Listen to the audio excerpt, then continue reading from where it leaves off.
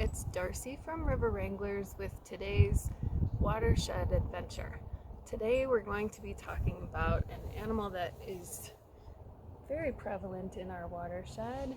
Any of you that have gone on our work days might have wrapped trees to protect from this animal.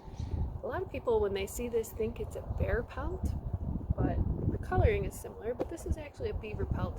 This is a very large beaver, was a very large one.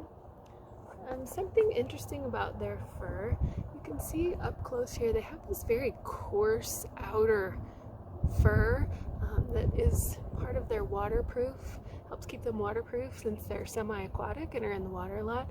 And then underneath, they have some very, very soft, warm underfur that keeps them warm. These beaver pelts were used to make felt hats and things like that. If you've seen a picture of Abraham Lincoln wearing his top hat, it was a beaver pelt hat. They were used for that for a long time. Very, very warm pelts. They're definitely good at keeping warm and keeping water out because they are waterproof. Here's a beaver skull. Something interesting you can see about their teeth, they're long and flat. So beavers have flat teeth because they are herbivores and they're only eating plant matter, trees and things like that. So their teeth are flat. If we had a carnivore, those teeth would be pointed because they're ripping through meat and things like that. Also, beaver teeth, they can grow up to 4 feet a year. And the only way they keep those filed, the teeth filed, is by eating trees bark, chopping down trees, chewing down trees, and by eating that bark. If they didn't do that, these teeth would just grow and grow and grow and be longer and longer and longer. So they have to do that. Beavers can get pretty big. They can weigh up to 60 pounds, be 2 to 3 feet long, plus about another 10 inches for their tail.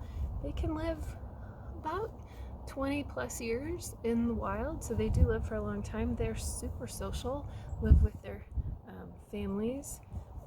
I have here some beaver tracks. Can you guess which is the front track and which is the back? This is the front, this is the back. So you can see a huge differential in size between the tracks. The back feet are also webbed. They're used for swimming, steering in the water, and they have to be bigger. They need a lot of power in those back legs to move through the water, which is why these feet are so much bigger than the front feet. Also, we have some scat. So remember we talked about how beavers are herbivores. This is what their poop is going to look like if you happen to see it. A couple of fun facts to end on with beavers. They are the second largest rodent in the world behind capybaras. They are actually a rodent. They're related to rats and mice.